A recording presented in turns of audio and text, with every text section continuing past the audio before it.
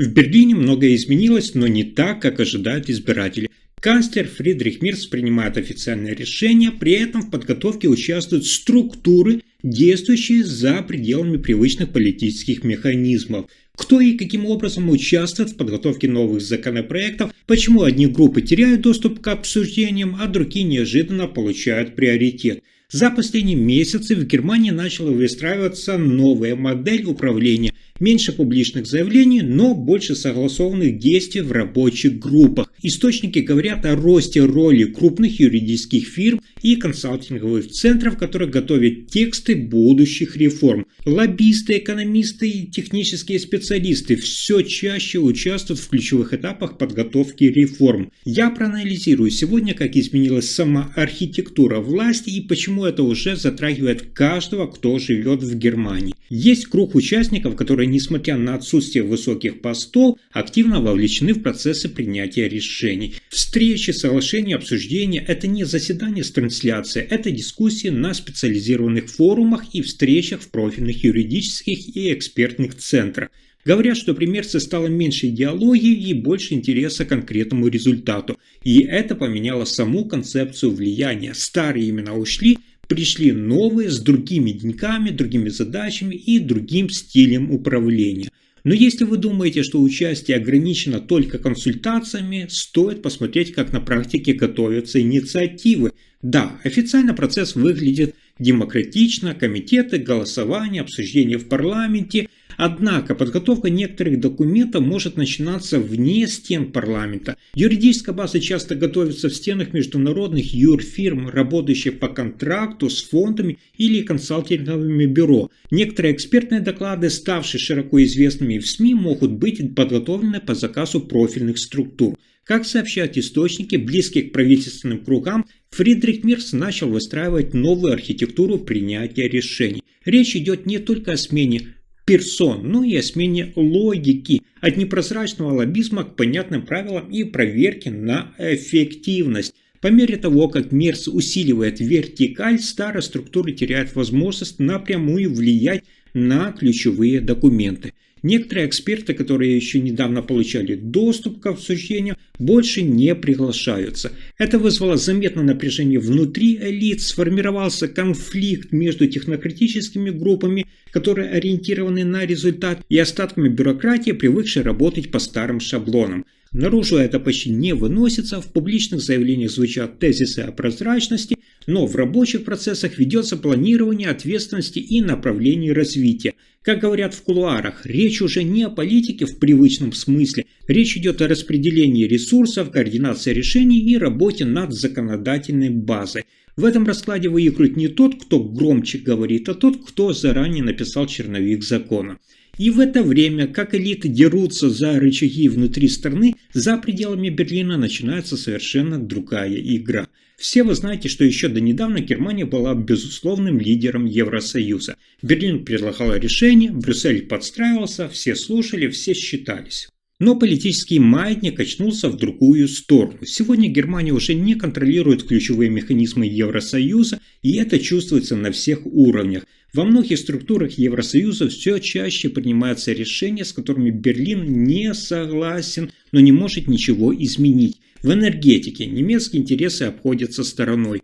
В обороне обсуждаются проекты, в которых у Германии только номинальное участие. В миграционной политике соглашения заключаются так, как будто бы Берлин просто статист. Как сообщают источники, знакомые с дипломатической перепиской, Франция строит свою ось с южными и франкоязычными странами. Восточная Европа тоже уходит в автономный режим. Польша, Чехия, Румыния все чаще заявляют о национальном приоритете и не стесняются это показывать. На этом фоне в Германии растет раздражение. Депутаты разных партий задаются вопросом: почему страна, вкладывающая в ЕС больше всех, теряет влияние быстрее всех? Брюссельские чиновники утверждают, что все работает, но в Берлине видят, что правила меняются и все чаще без участия самой Германии. А теперь главное: почему Германия теряет контроль, но продолжает платить по чужим счетам?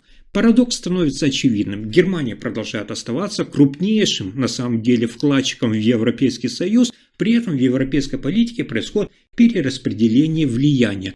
Каждый год из бюджета Берлина уходят десятки миллиардов евро в структуры ЕС. Фонды помощи, стабилизационные резервы, региональные субсидии – все это формально звучит как европейская солидарность. Однако при более детальном рассмотрении данные вызывают дополнительные вопросы. Например, по открытым данным Евростата, только с 2020 по 2024 года Германия перевела более 160 миллиардов евро в общеевропейские программы. А теперь главный вопрос – что из этого реально вернулось назад? Как говорят в кулуарах, значительная часть денег идет на проекты, в которых у Германии нет прямого участия. Южные страны – Испания, Италия, Греция – получают преференции по линии ЕС. Отдельные программы направлены на развитие инфраструктуры на Балканах, а также в странах, которые даже не входят в зону евро. Многие немецкие налогоплательщики об этом не знают, об этом просто не говорят с экрана. Но в документах, оказавшихся в распоряжении нескольких редакций, указано, часть средств направлена на укрепление общественной поддержки европейских инициатив. На фоне внутреннего дефицита в здравоохранении, образовании и коммунальном секторе такие траты воспринимаются все более болезненно. Особенно если учесть, что при этом Германия теряет рычаги и становится все менее слышимой на уровне общеевропейской политики. Да, все как бы логично, если учесть, что речь идет не только о помощи, но и об усилении влияния в рамках общеевропейской стратегии. С экранов телевизоров на официальном уровне все звучит красиво. Солидарность, интеграция, единое будущее. Но внутри этих процессов действует сложная система балансов интересов.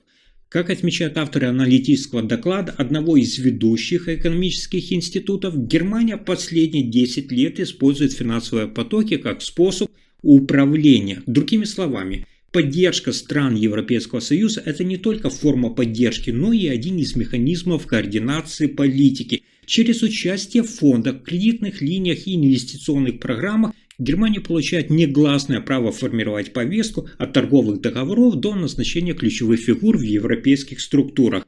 Это даже получило неофициальное название «мягкая геоэкономика». Деньги вместо давления, стратегия влияния без громких заявлений. Но сейчас эта модель сталкивается с новыми вызовами. Несмотря на миллиарды евро, Восточная Европа, особенно Польша, Венгрия и Румыния, все активнее выстраивают альтернативные связи. Военные проекты идут через Вашингтон, инфраструктурные через Лондон, технологические с Турцией и Южной Кореей. А Франция все чаще действует как антипод Берлина. Париж продвигает собственные инициативы, стремясь укрепить позиции Южного блока. Причем делает это не в лоб, а через усиление Южного блока, то есть Испания, Греция, Португалия. И все это происходит на фоне дефицита внутри самой Германии. Коммунальная инфраструктура изношена, больницы и школы требуют модернизации, муниципалитеты заявляют о нехватке ресурсов. И именно в этом контексте вопрос об эффективности финансового участия Германии в Европейском Союзе поднимается все чаще. Не в кулуарах, а уже на публике. Однако при сохранении высокого уровня финансового участия Германии влияние на решения Европейского Союза все чаще становится предметом обсуждений. То есть экономическая нагрузка растет, а взамен все меньше рычагов влияния. И теперь все упирается в один вопрос. Кто в большей степени формирует стратегию Германии? Действующее правительство или консенсус различных заинтересованных групп? Если вам понравился мой рассказ, ставьте лайк, подписывайтесь, делитесь этим видео. Спасибо за просмотр.